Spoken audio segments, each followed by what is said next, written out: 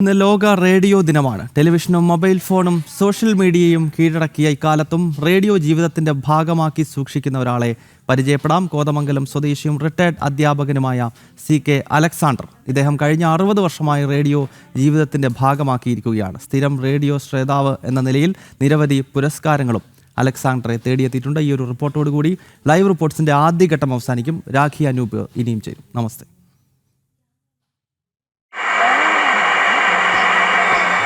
ഒരു പുഷ്പം മാത്രമെൻ പൂങ്കുലയിൽ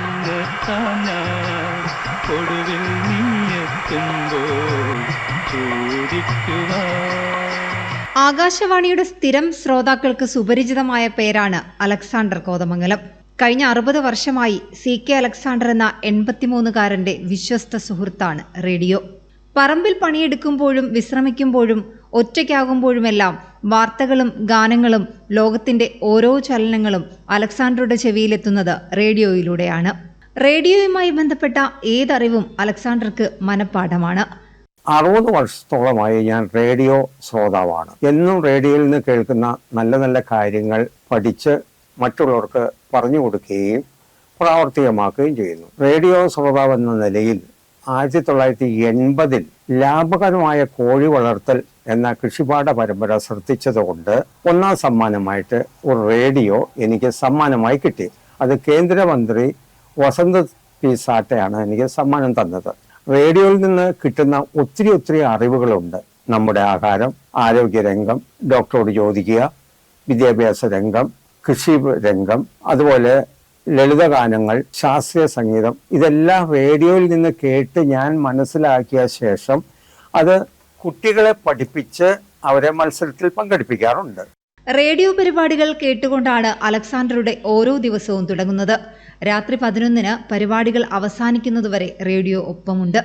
1980-ൽ മികച്ച റേഡിയോ ശ്രോതാവിനുള്ള സമ്മാനമായി കേന്ദ്രമന്ത്രി വസന്ത് പി സാട്ടെ റേഡിയോ നൽകി.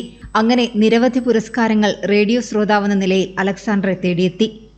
എനിക്കൊരു 25ഓളം റേഡിയോ ആകാശവാണിയിൽ നിന്ന് പല വിഭാഗങ്ങളായിട്ട് സമ്മാനം കിട്ടിയിട്ടുണ്ട്. അത് ഞാൻ സുഹൃത്തുക്കൾക്കും സ്വന്തത്തിൽപ്പെട്ടവർക്ക് കൊടുത്ത് അവരെയും റേഡിയോ കേൾക്കാൻ ഉത്സാഹിപ്പിക്കുന്നു. റേഡിയോ പരിപാടികളുടെ സ്ഥിരം ശ്രോതാവെന്ന നിലയിൽ സമ്മാനമായി ലഭിച്ച 20-ൽ പരം റേഡിയോകൾ ബന്ധുക്കൾക്കും സുഹൃത്തുക്കൾക്കും നൽകി അവരെയും റേഡിയോയുടെ ലോകത്തേക്ക് കൈപിടിച്ചതിൽ അഭിമാനമുണ്ട് അലക്സാണ്ടറിന്. മികച്ച അധ്യാപകനുള്ള സംസ്ഥാന ദേശീയ പുരസ്കാരങ്ങൾ ലഭിച്ചതിൽ പ്രധാന പങ്കുവഹിച്ചത് റേഡിയോയാണെന്ന് അലക്സാണ്ടർ പറയുന്നു. 2019-ൽ കേരളത്തിലെ ഏറ്റവും മികച്ച റേഡിയോ ശ്രോതാവിനുള്ള ശ്രവണശ്രീ അവാർഡും അലക്സാണ്ടറിന് ലഭിച്ചിട്ടുണ്ട്. പുതുതലമുറ കുറച്ചു സമയമെങ്കിലും റേഡിയോ കേൾക്കാൻ മാറ്റിവെക്കണമെന്നാണ് അലക്സാണ്ടറിന്റെ അഭിപ്രായം.